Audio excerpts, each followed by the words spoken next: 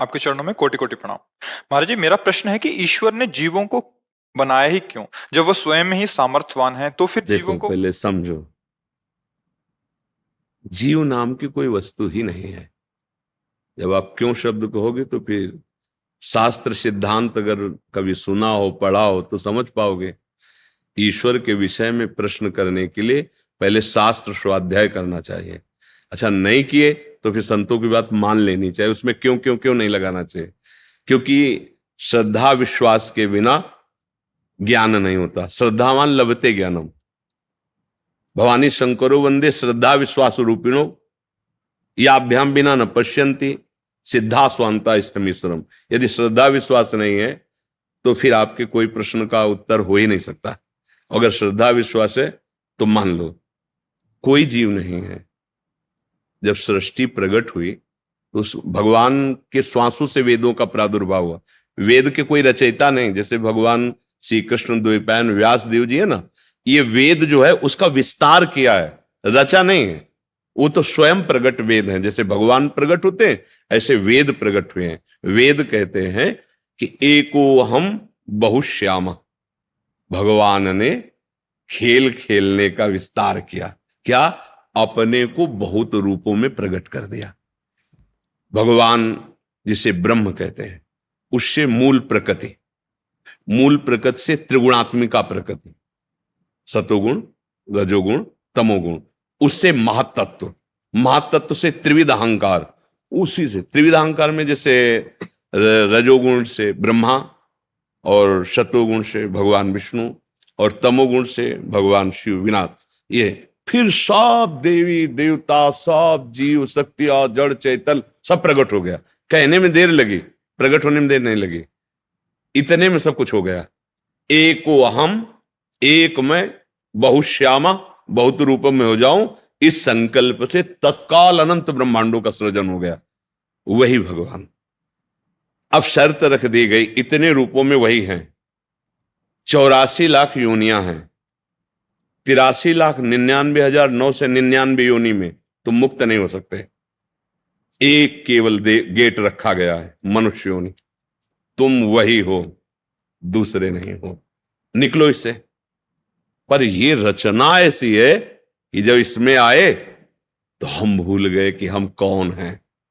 मैं पुरुष, मैं स्त्री, मैं गोरा, मैं काला बन गया। कोई नहीं। जीव जानते हो किसे कहते हैं? जो देह भाव को प्राप्त हो जाता है उसे जीव कहते हैं, और जो देह भाव मुक्त हो जाता है उसे शिव कहते हैं। नहीं, संत लोग जपते शिवोहम शिवोहम, अहम ब्रह्मास्मि, ब्रह्म, मैं ब्रह्म हूं, ब्रह्म हूं। वो दूसरा नहीं है कोई, वही है। अपने आप को भूल गया। देखो, शास्त्र, अब चूंकि प्रश्न इतना ऊंची स्थिति का है, ब्रह्मविद ब्रह्मवि भवति। जो ब्रह्म को जान लेता है वो ब्रह्म में हो जाता है। ब्रह्म में हो जाता है का मतलब जानते हो क्या है? वो ब्रह्म में था, ब्रह्म में है, ब्रह्म में रहेगा। ये बात उसके अनुभव में आ जाती है।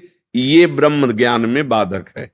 भगवत प्राप्ति में जैसे प्रेम रस है, भगवत रसिक जी कह रहे पांचों भूले देह सुधि, छठे भावना रास की। पहले ये देह सुधि भूले। अब हमारा तो सारा ज्ञान इसी में है ना। मैं स्त्री, मैं पुरुष, मैं खाता, मैं पीता, मैं देखता, मैं ज्ञानी, मैं अज्ञानी। वो अपने आप को भूल गया। इसीलिए ये जन्म मरण का खेल हो रहा है। ये जो हम आरोप लगाते ना कि भगवान ने हमें क्यों फंसाया, यही तुम्हारा ज्ञान है। तुम झांक के देखो लौट कर, तुम हो कौन? तुम ही फंस गए हो, किसी ने तुम्हें फंसाया थोड़ी। किस में फंस गए हो? मकड़ी अपने मुख से जाला पैदा करती है, उसी में खेलती है और उसी में मर जाती है। हम अपनी वासनाओं का जाल फैला लिए। बोलो हमें कौन बांधे हुए है? कौन बांधे? हम ही चाह में बंधे हुए हैं। चाह छोड़ो, अभी जीवन मुक्त हो। न तुम्हें कोई बांधा था, न कोई बांध सकता है। चाह कैसे उत्पन्न हुई? शरीर को मैं मानने से। अब भूख है, प्यास है, देखना है, सुनना है, भोगना है, छूना है, सूंघना है, जन्म है, मृत्यु है, ये किससे हुई? इसको अपना मानने से। गलती किसकी हुई? मेरी हुई। भगवान ने कहां बांधा? आप हो कौन? कहा जाता है कि ईश्वर अंश जीव अविनाशी। ईश्वर का अंश है तो है कौन? अविनाशी। तो आप अपने को कभी अनुभव किए कि आप अविनाशी हैं? आप तो अपने को विनाशी अनुभव कर रहे हैं, जन्मने मरने वाला। आपको कहा गया है अमल, चेतन अमल, सहज सुख राशि। आप में कोई विकार नहीं, तो आपको देखो, आप तो विकारी बने हुए हो। आपने ही तो स्वीकार किया, नहीं तो आपका स्वरूप तो निर्विकार है। आपका संबोधन सुख राशि से है, सहज सुख राशि। तो आप तो दुख में फंस गए हो। क्यों? क्योंकि आपने स्वीकार किया है। समझा के आपको ही तो छोड़वा रहे हैं, आप ही छोड़ेंगे तो आपको ही अनुभव हो जाएगा। कोई किसी ने कृपा थोड़ी की, कोई वस्तु थोड़ी दी, समझ ठीक हुई, वो वस्तु यही है, अनुभव में आ गई। तरंग क्या है और समुद्र क्या है, आप बिल्कुल विचार करके देखो। वायु विकार समुद्र में तो तरंग हो गया ना, वायु हटी तो समुद्र ही है ना। तो तरंग जब है तो है कौन? आप क्या कहोगे? तरंग शब्द क्यों कहा गया उसे? क्योंकि वायु विकार है ना, वायु विकार हटा दो तो समुद्र ही है ना। बस। जीव क्यों कहा गया? माया से युक्त, माया माने भ्रम, भ्रम से युक्त होकर अपने को देह मानकर कर्ता भोक्ता भाव में विचरण करने लगा। तो मानो जैसे किसी व्यक्ति को कहा जाए, ए रिक्शा, तो खड़ा हो गया। वो रिक्शा है क्या यार? पर उसने इतना तदात्म कर लिया रिक्शा से कि रिक्शा बोलते ही वो खड़ा हो जाएगा। अच्छा, फिर इसके बाद कई बार उदाहरण दिया, पैसा बढ़ा के टैक्सी ले ले, ए टैक्सी, अब वो टैक्सी में खड़ा हो जाएगा, रिक्शा कहने से नहीं खड़ा होगा। हमारी दशा यही है, हम जिस शरीर को प्राप्त होते हैं उसी में इतना हम कर लेते हैं। इसीलिए एक तरह समझो कि उस महान तत्व की निंदा की जा रही, उसे जीव कह के, ए जीव देहाभिमानी। कहां वो पर ब्रह्म परमात्मा का स्वरूप है और वो देह में फंस गया, कामी क्रोधी लोभी मोही, मान उसकी निंदा की जा रही। क्यों? उसने स्वयं पकड़ लिया, इस भाव को स्वीकार कर लिया। यही ज्ञान के द्वारा हटाओ, और जहां आप आए अपने स्वरूप में, तो न काम है, न क्रोध है, न लोभ है, न मोह है, न मद है, न मत्सर है, न स्त्री है, न पुरुष है, न जड़ है, न चैतन्य है। वेद कहता सर्वम खलमिदम ब्रह्म। अब जिधर अनुभव ब्रह्म है, ब्रह्म। देखिए भगत लोग अनुभव करते अपने इष्ट को, जैसे गोस्वामी जी के सिया राम में सब जग जान रहे ना, जड़ चेतन जग जीव जत सकल राम। जैसे अपने लोग श्यामा श्याम में सब बिहारी जी हैं, बिहारी जी के सिवा दूसरा कोई है ही नहीं। ये बात समझना होगा। अगर ज्ञान नहीं है तो हम फिर ये दोष काल ही कर्म ही ईश्वर ही मिथ्या दोष लगा। मिथ्या माने झूठा। अब काल के अधीन हम तो हैं, अब जो ऐसा हमारे भाग्य में जैसा हो, ये सब अज्ञानी जीवों की बातें हैं। तो इसलिए अगर शुद्ध बात समझती हो तो भगवान ने नहीं फंसाया है, हम खुद फंस गए हैं। कहाँ कोई बांधे हमें बताओ? हमारी इच्छा ही तो हमें बांधे। हमें प्यारा लगा रूप, हमें प्यारा लगा भोग, हमें प्यारी लगी वस्तु, हमें प्यारा लगा पद, हमें प्यारा लगा रुपया, इसलिए हम ही फंस गए अपने प्रेम को ना समझकर। जो प्रेम हमें अपने स्वरूप अपनी आत्मा भगवान से करना है, वो हम नानात्व में कर बैठे। और जब भगवान से करोगे तो उनके सिवा कोई है नहीं, ये अनुभव हो जाएगा। और जब प्रभु से विमुख हो तो ये नानात्व फैल गया।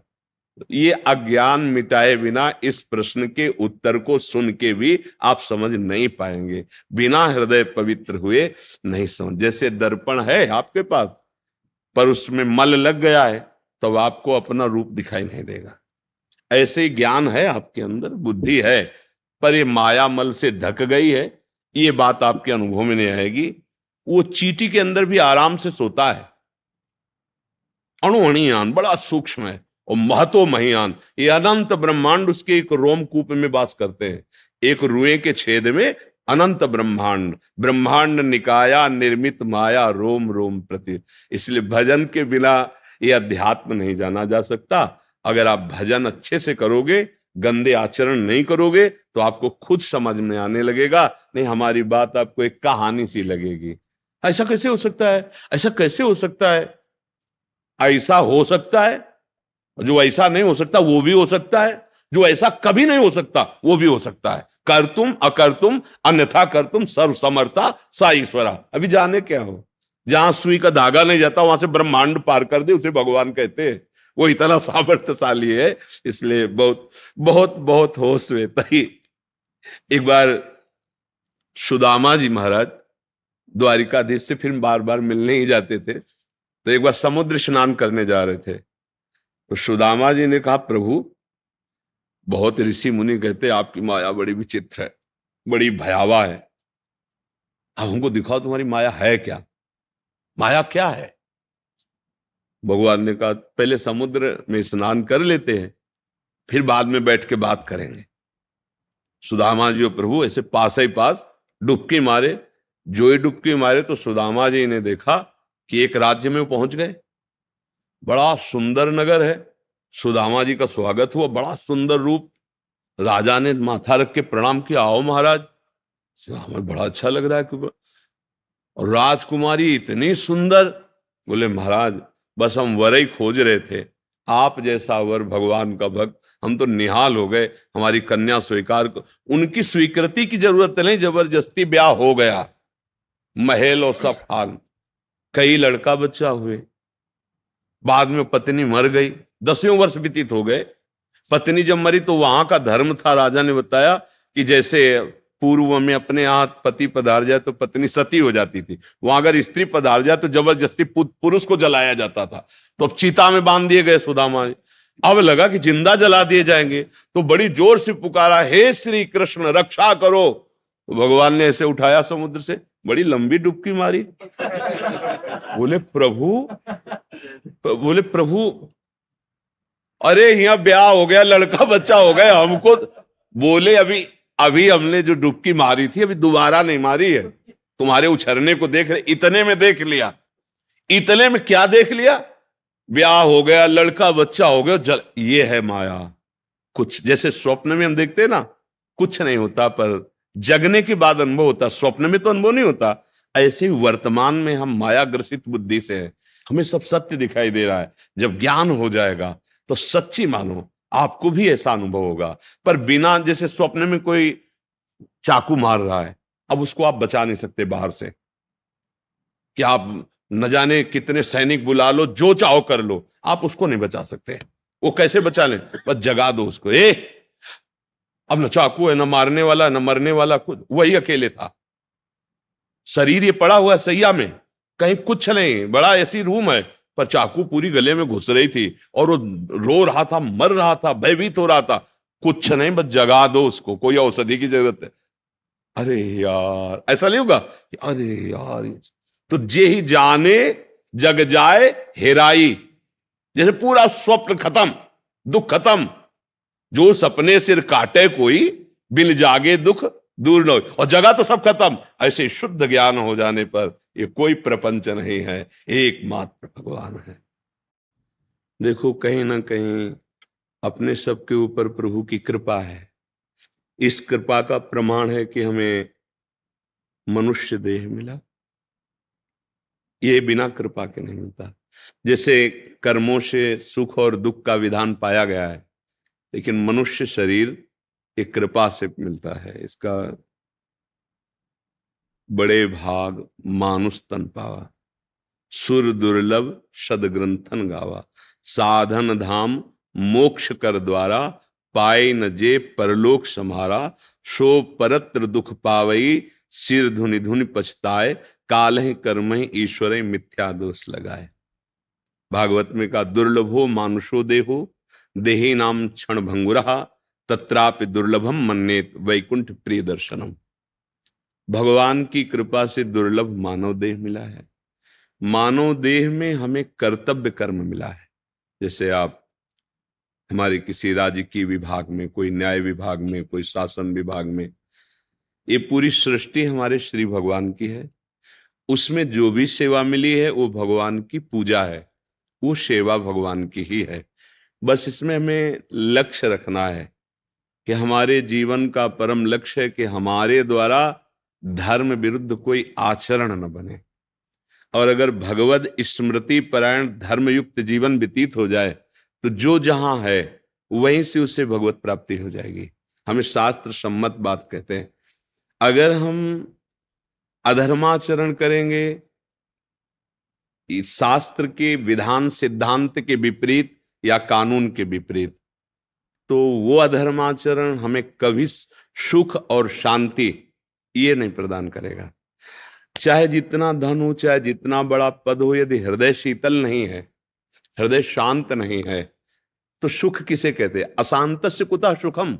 जो अशांत है वो सुख का अनुभव कैसे कर सकता है? अभी जो हम बाह्य सुखों को, जैसे एक पद के गर्व जनित सुख होता है या वैभव की विलासता जनित सुख होता है, ये कितने दिन का है? हमारी आयु, हमारा जीवन एक सीमित समय है और वो समय बदला नहीं जा सकता। जैसे मानो हमारा अभी समय पूरा होने को हो, हमने 50 वर्ष संपत्ति कमाई और वो संपत्ति देकर कहें कि मेरी एक श्वास और बढ़ा दो, तो नहीं बढ़ेगी। मतलब 50 वर्ष की श्वासों को जहां खर्चा किया, उस वस्तु से, उस धन से हम एक श्वास भी नहीं खरीद सकते। इतनी कीमती हमारी श्वासें हैं। यदि हम इन श्वासों में राम कृष्ण हरि भगवान नाम नहीं जपा और धर्मयुक्त अपने कर्तव्य का पालन नहीं किया, तो हम अपने साथ बहुत धोखा कर रहे हैं। हमें फिर आगे जो अभी अवसर मिला है शायद न मिले, अर्थात मनुष्य शरीर न मिले, हम अन्य योनियों में भेज दिए जाएं। बड़ी कृपा है कि आप पद में युक्त होते हुए भी संत समागम का महत्व दिया। आप यहाँ पधारे, कृपा करी। अब हमारी प्रार्थना है कि आपके ऊपर निश्चित भगवान की कृपा है, क्योंकि अब मोहि भाव भरोस हनुमंता, बिनु हरि कृपा मिले नहीं संता। यदि आप यहाँ विराजमान हुए तो मेरी लाडली जी की कृपा है आप पर, हरि की कृपा है। अब ऐसा हम सावधान रहे कि अभी तक जो हुआ उसके विषय में प्रश्न नहीं, लेकिन अब जो आगे जीवन है उसमें प्रश्नवाचक चिन्ह न लगे। बस इतनी हमें प्रार्थना करनी है आपसे कि जितना जीवन हो, जो बीत गया उसको तो छोड़ो, अब उसे हम सुधारने की चेष्टा नहीं करेंगे। वो जो भूत में गया वो हरि जाने। आम तो हम सर्व पापेभ्यो मोक्षयिष्यामि शुचा। मेरा अब कर्तव्य है कि यदि संत समागम मिल गया, शास्त्र सम्मत वाक्य हमारी श्रवणेन्द्रिय में पड़े, तो अब लो नशानी, अब ना नशे। अब श्वासें प्रभु से बिलग नहीं जानी चाहिए। आप जहां तैनात हो, जिस सेवा में हो, भगवत स्मरण करते हुए भगवत सेवा मानकर करे। और जीवन का लाभ ये मिलना चाहिए कि जहां हम आ गए इससे नीचे न गिरे। अगर हम मनुष्य योनि में आगे माना कि भगवत प्राप्ति नहीं कर पाए, तो फिर मुझे मनुष्य योनि मिले, फिर मुझे देश सेवा मिले, फिर मैं भगवत स्मृति परायण रहूं और अपना काम बनाऊं। हमारा विश्राम होगा आवागमन से मुक्त होना। ये पुनरपि जननम पुनरपि मरणम पुनरपि जननी जठरे शयनम, कब तक हम झेलते रहेंगे? आज मनुष्य मिला है, कल पशु पक्षी का मिलेगा, पता नहीं क्या। अब हमको इसे रोकना होगा, तभी हमारा ज्ञान सार्थक है, तभी हमारा पद सार्थक है। जब हम अपने आप को परम पद में पहुंचा दें, वह है भगवान की प्राप्ति। मनुष्य जीवन का परम लाभ है भगवान की प्राप्ति। इसलिए जहां भी हो, जैसे भी हो, हमारे लाडले प्रभु के हो, नाम स्मरण और धर्म युक्त आचरण, बस दो ही पाए। समस्त शास्त्रों का सार दो ही पाया है। तुम्हारे आचरण, तुम्हारा चरित्र पवित्र हो और नाम स्मरण हो, तो त्रिभुवन पर विजय प्राप्त कर लेंगे। कोई भी आपको परास्त नहीं कर सकता। हमारा जब चरित्र बिगड़ जाता है, तो रावण जैसा बलाभिमानी, तपाभिमानी, त्रिभुवन में अद्वितीय, बल में, विद्वता में और ऊंचे कुल में पुलस्त्य जी का, लेकिन चरित्रहीन होने के कारण मारा गया। चरित्रहीन होने के कारण राक्षस कहा गया। चरित्र ही हमारे देश में पूजनीय है। जिसका चरित्र पवित्र है और जो धर्मयुक्त भगवत स्मरण परायण है, वो महात्मा ही है, चाहे पैंट शर्ट में हो, चाहे धोती कुर्ता में हो, चाहे किसी रंग में हो। अगर ये नहीं है, चरित्रहीन है, तो कोई भी हो धूर्तता ही है, अधर्म ही है, चाहे किसी भी भेष में हो, वो दंड का अधिकारी है। प्रगट में अगर दोष नहीं खुल रहा, तो वो अव्यक्त परमात्मा उसे दंड देगा। वो कभी शांति और सुख को प्राप्त नहीं हो सकता। इसलिए मनुष्य जीवन का लाभ हम सब ले, नाम जप करते हुए धर्माचरण, जो कर्तव्य मिला है उसका निर्वाह करें। राधे राधे, श्री हरिवंश। मेरा यह प्रश्न है, मैं आपकी प्रिय सखी कैसे बनूं? हमारी स्वामिनी है राधा रानी, हम उनके चरणों में। तो अगर तुम राधा राधा जपोगे, तो हमारे भी और हमारे प्रीतम श्याम सुंदर और हमारी लाडली जू अर्थात श्यामा श्याम की और मुझदास की अत्यंत प्यारी रहोगी। राधा राधा जपो और जैसा मम्मी पापा आदेश करें वैसा। जीवन में ये ध्यान रखना, कभी अपने माता पिता से छुपाव करके कोई व्यवहार न करे। माता पिता पहले गुरु होते हैं। हर बात अपनी माता पिता को कहे। माता पिता जो तुम्हें निर्देश करें वैसे चलना और राधा राधा बोलना, तो हमारी प्राण प्रिय हो जाओगी और हमारे प्रभु श्यामा श्याम की हो जाओगे। समझ गए? हाँ, धन्यवाद। आओ महाराज, आसन बिछा दो संत। दंडो दंडो। आओ महाराज, आओ। दंडो। पतित पावन सुनते आसन दीजिए। दंडो दंडो। क्या आज्ञा है आप संतों की? अरे महाराज जी, आप तो दर्शन देने आए हो। शरीर ऐसी स्थिति में तो जा जा के संतों के दर्शन करने चाहिए। तो कृपा करके आप सब संत जन दर्शन देने आते हैं। बड़ी कृपा है प्रियाजू की और आप सब संतों की, जो आप दर्शन देते हैं। हमारे जीवन का परम लाभ है कि भगवान हम पर अपनापन करके अपने जनों को भेजते हैं। उनके दर्शन से हमारा हृदय ऐसा अनुभव करता है कि मेरे ऊपर प्रभु की कृपा है। अगर उनकी कृपा ना होती तो ये असंग महापुरुष जो प्रभु के रंग में रंगे हैं, ये क्यों आते हैं? इनको क्या जानना है, क्या पाना है? इनको किसी का आशीर्वाद या कोई ज्ञान जानने की जरूरत थोड़ी रह गई। जो राधा राधा बोलते हैं, श्याम श्याम बोलते हैं, राम राम बोलते हैं, सिया राम बोलते हैं, इससे बड़ा कोई ज्ञान नहीं, इससे बड़ी कोई जानकारी नहीं। जिसके हृदय में बात बैठ गई कि प्रभु का नाम जो गुरुदेव ने दिया है सब ज्ञान की पिटारी है, सब वैभव ऐश्वर्य, यहां तक कि प्रभु का प्रेम उसी में समाया हुआ है। अब क्या जानना है? ऐसे महापुरुष संत जन आकर जब मिलते हैं तो फिर लगता है जो प्रभु मोहि अनुग्रह कीन्हा तो तुम आई दर्शटि दीन्हा। अगर प्रभु हम पर कृपा न करते तो आप सब जन आकर दर्शन न देते। प्रभु की बड़ी कृपा है, आप दर्शन लेने नहीं दर्शन देने आए हैं, कृपा करने आए हैं आप सब जन।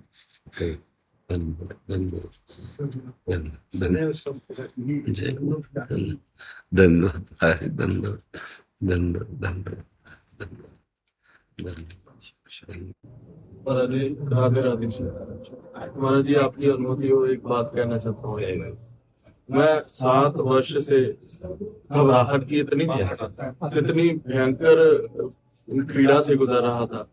इस बीच आपका सत्संग सुना, उसके बाद बिल्कुल ही एकदम से नाम जपने लग गया, एकदम से चमत्कार जैसे हो गया, ठीक हो गया। मैं आपके हर आदेश का लगातार सख्ती से पालन कर रहा हूँ और महाराज जी दिन रात सत्संग सुन रहा हूँ। हर समय गाड़ी चलाते समय, काम पे, ऑफिस में बैठते समय, और जितना हो सकता है प्रयास कर रहा हूँ नाम जपने का। आप निश्चिंत रहिए, भगवान की कृपा है जो आप संतों पर श्रद्धा, उनके वचनों पर श्रद्धा, तो आप खुद देखो आपको कैसा अनुभव हो रहा है। पूर्व में जो हुआ उसकी चिंता मत करना, क्योंकि अगर आप नाम जप करोगे तो सब नष्ट हो जाएगा। आगे गलती ना होने पावे, अगर हो भी जाती है तो रुकना नहीं, डरना नहीं, झुकना नहीं। ऐसा होता है ना कि अब फिर फिसल गए, अब क्या, नहीं।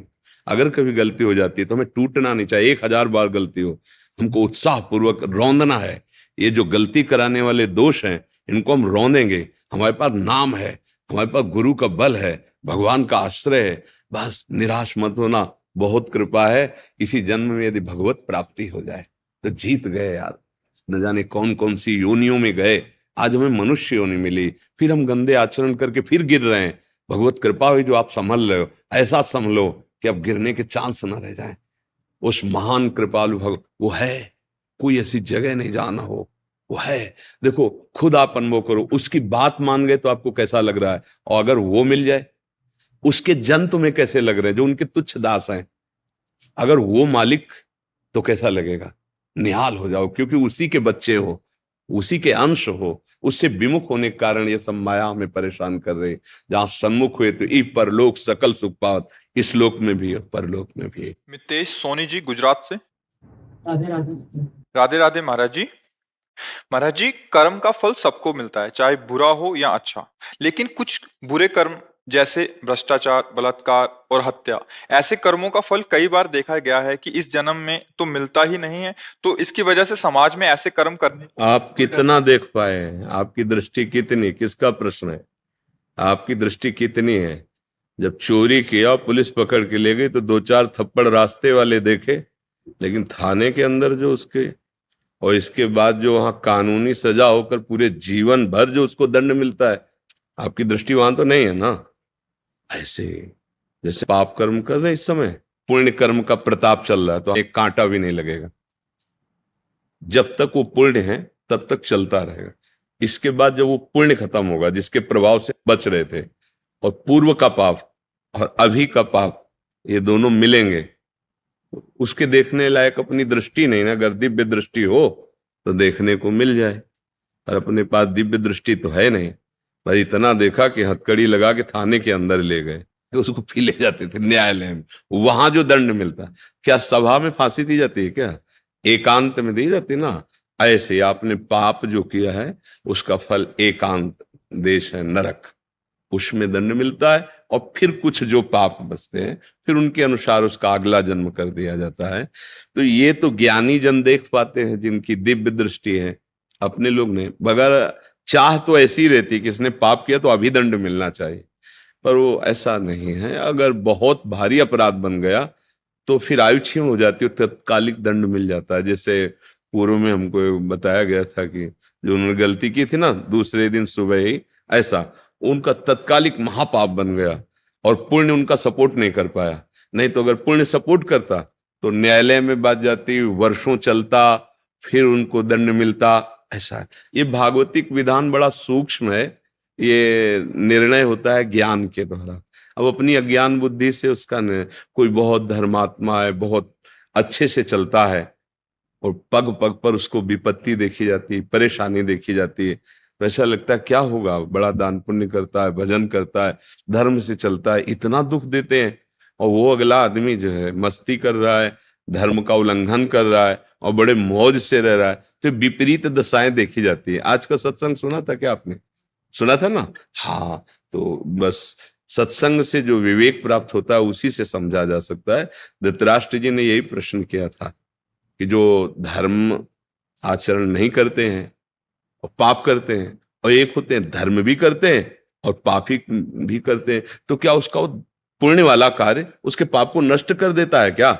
उनका नहीं, वो अलग विभाग है। वो अलग एक है जो नष्ट कर सकता है, भगवान का आश्रय और भगवान का भजन। तो बड़ा सूक्ष्म है। बका चाहत तो यही होती है कि अभी अपराध करे, अभी दंड मिले तो सब कोई देखे तो भयभीत हो जाए। पर ऐसा यहाँ का भी कानून नहीं है, तो फिर सरकारी जो भी है तो भगवान के ही सब, जितने भी अस्त्र शस्त्र विधान बने ये सब शास्त्र सम्मत ही बने हुए हैं। क्योंकि जो भी महापुरुषों ने बनाया है ना, वो शास्त्र सम्मत ही बनाएंगे।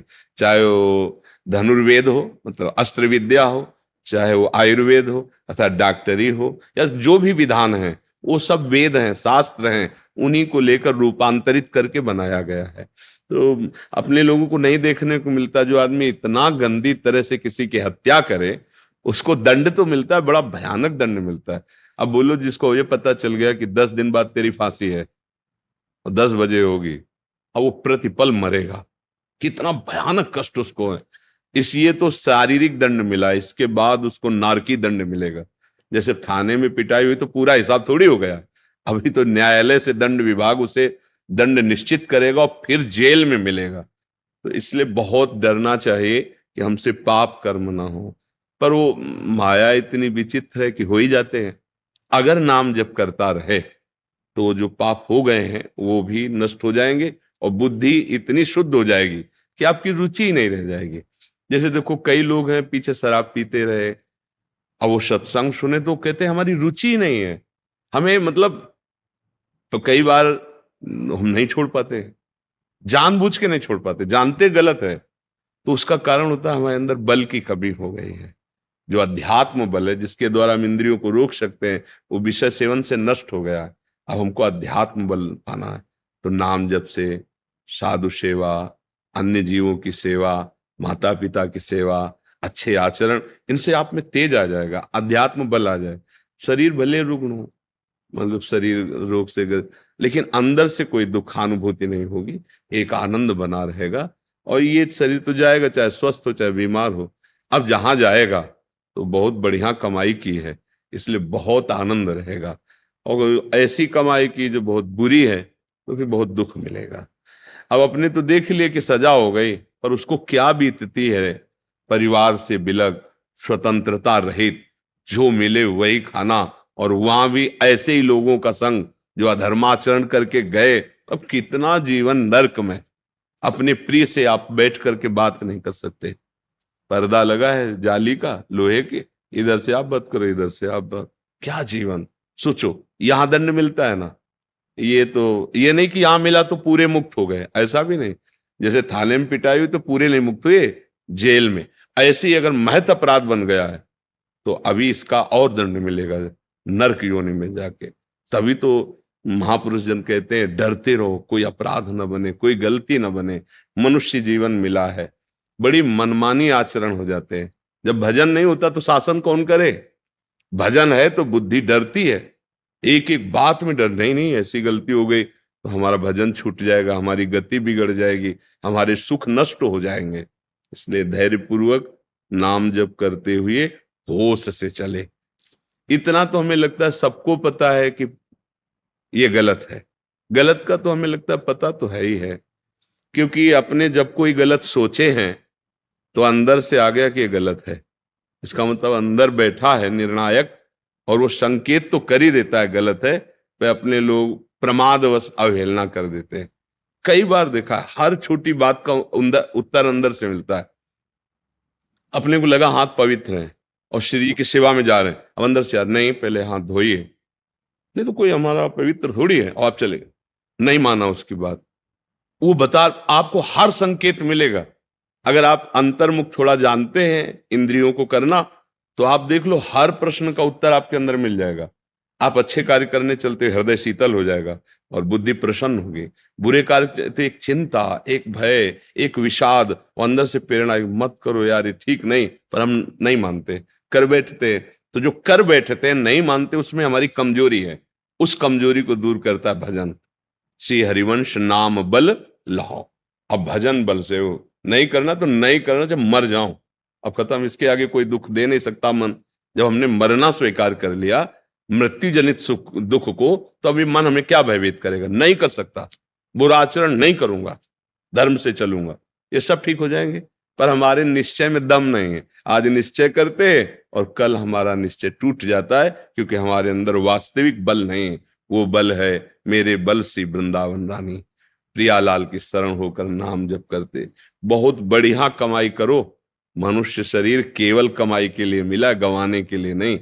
जो मनमानी आचरण करते हैं वो पूर्व जो सुकृत है उनको गवाकर खाली हाथ यहां से पाप का बोझा लेकर के जाते हैं। बहुत सावधान। राधे राधे महाराज जी, आपके चरणों में कोटि कोटि प्रणाम। महाराज जी, वैवाहिक जीवन में ब्रह्मचर्य के क्या नियम है? संतान प्राप्ति के सिवा भोग पाप है जैसा सुना है, परंतु धर्म पत्नी नियम पालन में साथ ना दे। महाभारत ग्रंथ में, शास्त्र में, जो जिनका पाणी ग्रहण संस्कार हो गया है, जब पत्नी मासिक धर्म से युक्त होकर 7 दिन बाद पवित्र हो जाए, फिर पवित्र तिथियों का त्याग करते हैं। जैसे एकादशी है या पूर्णिमा है या भगवत जन्मोत्सव है, राधाष्टमी, कृष्ण जन्माष्टमी, रामनवमी, नवदुर्गा आदि, इन पवित्र तिथियों का त्याग करते हुए महीने में एक बार, ऐसा शास्त्र सम। पर उसे हम इसलिए व्यक्त नहीं करते कि जितना अधिक दोनों मिलकर संयम कर सको अच्छा है, पर यदि नहीं संयम तो एक बार का लिखा है कि जब तक मासिक धर्म से युक्त माताएं बहनें रहती तब तक स्पर्श भी न करे, मतलब उस भावना से, और जब पवित्र हो जाए तो एक बार के लिए, ऐसा शास्त्र में वर्णन है। तो वो पवित्र रहेंगे और उस शरीर स्वास्थ्य भी ठीक रहेगा और संतान उत्पत्ति के लिए भी मंगल में माना गया। अब जैसे संतान हो गई है और हमारी वासना अभी शांत नहीं हुई है, तो ऐसा अन्य की तरफ न देखे, धर्म से चले, तो इसमें कुछ सुख है नहीं ऐसा अनुभव हो जाएगा। बहुत देखे हम तो, बिना पढ़े लिखे गांव के लोगों को देखा है कि 1-2 संतानें हो गई तो घर के बाहर लेटने लगे परिवार से, क्योंकि वास्तविक इसमें सुख नहीं है।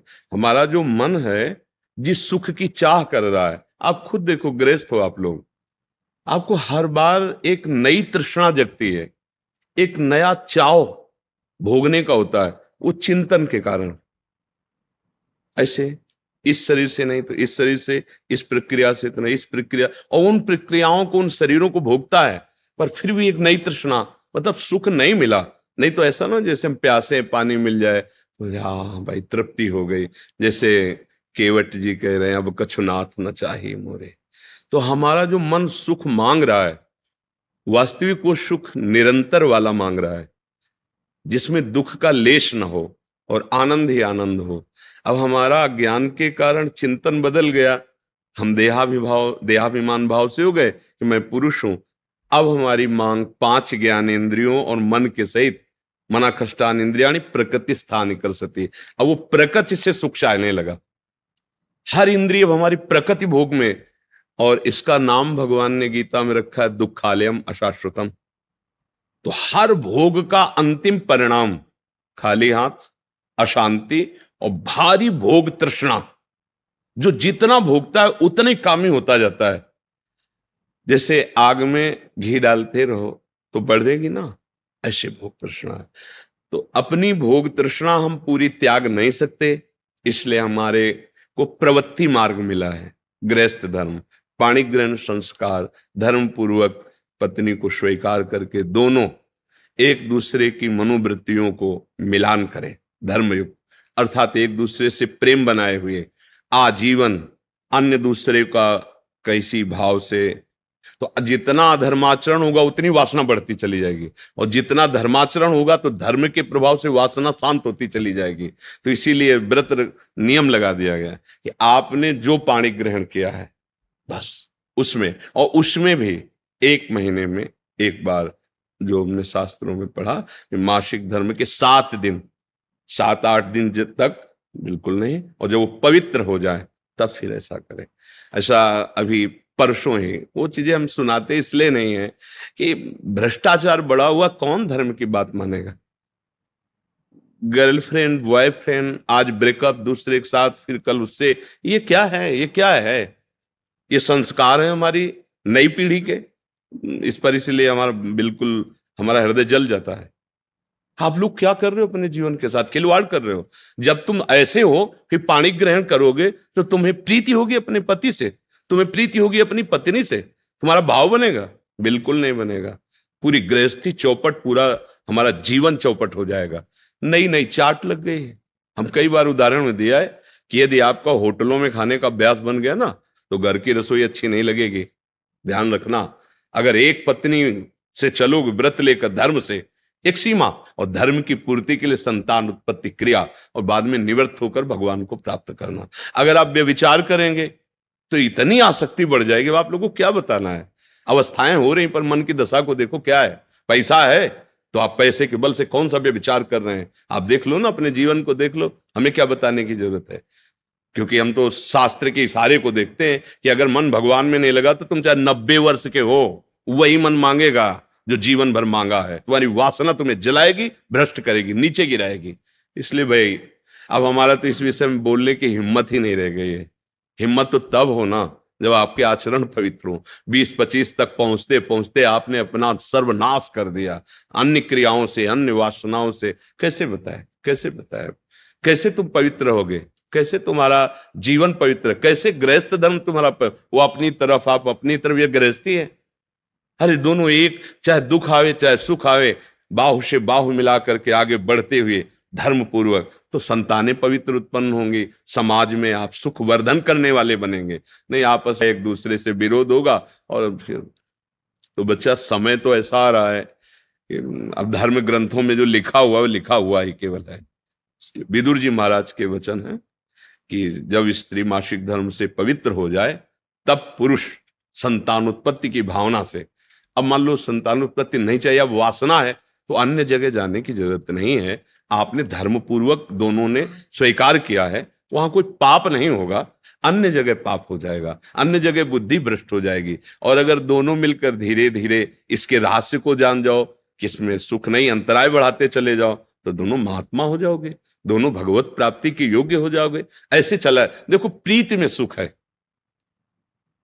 प्रीति में सुख है। वास्तविक देखो, जब आपको किसी से प्रेम हो जाता है वास्तविक, वो काम चीज अलग है, चेष्टा अलग है, काम चेष्टा, काम क्रिया, प्रीति।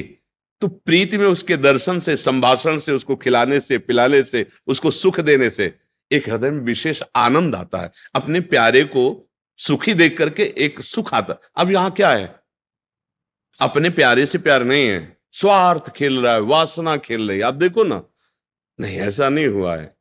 अगर ऐसा भी हुआ है कि पाणी ग्रहण संस्कार हो गया, फिर पति के पैर टूट गए या किसी तरह, तो पूरे जीवन तन मन से वो उसको सहयोग किया है और लोकों पर विजय प्राप्त की, पुण्य लोकों पर विजय प्राप्त। अब क्या, आप स्वस्थ हो, आपके पास अगर उनकी मनोकामना पूर्ण करने लायक अर्थ नहीं तो वो आपकी नहीं, वो आपकी मनोकामना के विपरीत हो तो वो आपकी नहीं। ये कोई प्रेम है, ये कोई धर्म है, ये कोई बाजार की वस्तु है?